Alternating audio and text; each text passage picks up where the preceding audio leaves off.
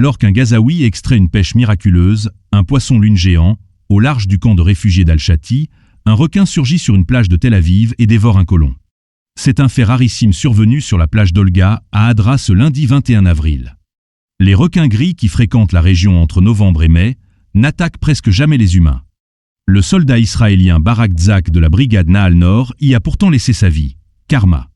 À 1000 km de là, un porte-parole outil alerte dans The Grey Zone. Les États-Unis préparent une invasion terrestre du Yémen via des mercenaires saoudiens et émiratis. Depuis l'USS Eisenhower, les frappes se multiplient. Ce jour-là, 25 missiles touchent le gouvernorat d'Al-Udeida. Au Liban, les frappes ciblées rythment désormais le quotidien. À Al-Aniyeh, un pick-up est pulvérisé tandis qu'à Nameh, au sud de Beyrouth, une voiture explose.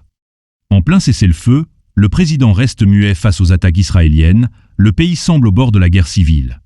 Plus au nord, dans les territoires occupés, le maire de Metula résume le désastre. Nous n'avons nulle part où retourner, les infrastructures ont été complètement détruites, raison pour laquelle les colons refusent d'y revenir. Gaza continue d'agoniser. Le 23 avril, une frappe israélienne déclenche un incendie meurtrier à l'école de Yafa, faisant 10 morts et des blessés par dizaines. À l'ouest de Nuseirat, dans la zone d'Al-Sawariya, une autre tente de réfugiés est ciblée, une famille y périt dans les flammes, plusieurs enfants sont grièvement blessés. Quelques jours plus tôt, le 19 avril, une embuscade baptisée Briser l'épée frappe l'armée israélienne près de Beth Hanoun. Une Jeep militaire Storm, du bataillon de renseignement, est ciblée par un obus anti-char et lorsque les renforts arrivent, un engin explosif antipersonnel surnommé Télévision 3 les cible à leur tour. Une base militaire est ensuite visée avec 4 RPG et plusieurs obus de mortier. L'opération complexe fait plusieurs victimes chez les soldats, dont un officier de la brigade Golani. Selon Yediot Aharonot, la situation rappelle les pires années du Sud-Liban, attaques par l'heure, tirs anti-chars, tunnels piégés, le terrain est miné.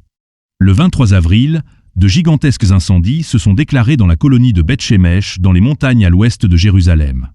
Malgré l'arrivée des pompiers, les flammes échappent à tout contrôle. À Haïfa, un missile yéménite de nouvelle génération frappe. Il n'est détecté qu'une demi-minute avant l'impact, l'alerte ne retentit pas. Les habitants de Sharon et de Nahariya se sont précipités vers les abris lorsqu'a retenti l'explosion. Pour la première fois, un projectile venu du Yémen atteint le nord, peut-être Rama David. Le missile d'Ulfikar revient sous une forme nouvelle, plus rapide, plus précis, presque indétectable. Netanyahou, quant à lui, s'est montré très contrarié parce que le Yémen a nommé son drone du vrai nom de Tel Aviv, Jaffa.